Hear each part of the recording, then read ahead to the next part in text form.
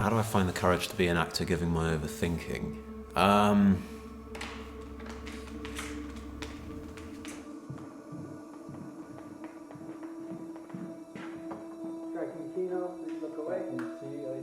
Who are you?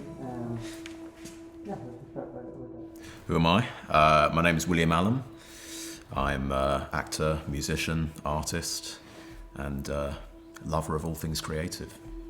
Both my parents are actors, so it's something that I just grew up in. If they were ever doing a production, if they were ever at the theatre, you know, I'd always get the chance to go backstage, meet the actors and things, so it's always a world that I was kind of part of in that sense, you know. What I love about acting is that, you know, you want to be able to understand different points of view or different lifestyles, and you want to get to a place where you can almost, you know, you can switch into this mindset of it makes sense.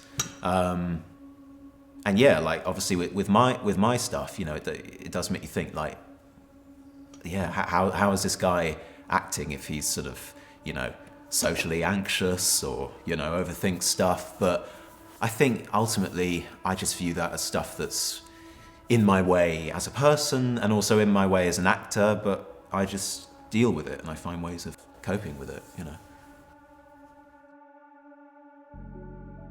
I mean, I'm sure there's other people out there like me with stuff like that. And really the way you overcome it is just practice, you know. The more you do it, the more you realize that actually it's fine, you know, for the most part. So yeah, I think that's always seems to be the thing, at least with me, when it comes to anything to do with anxiety and also OCD.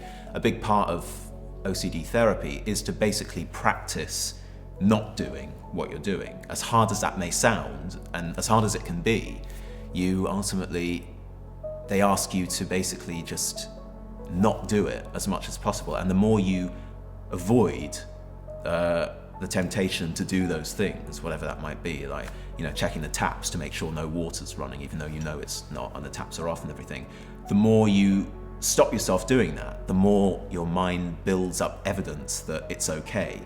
And the more reassurance builds up in your mind, if you know what I mean. When people ask me questions, like I do immediately overthink, you know, and then as a result of overthinking, you, all the thoughts sort of go out your head, kind of, and then you end up, you know, as I am, sort of like, what do I say, you know? Well, I think for me, you know, it's definitely like, it's almost like I'm two people, kind of. So there's that part of me that's anxious and overthinks things, and then there's that part of me that's like, come on, what are you doing? And then you just basically try and overpower that side of yourself. And then that's sort of when you're gonna be at your best, you know, when you're not overthinking and you're just sort of enjoying it and you're invested in it. And I just remember that it's for you, really.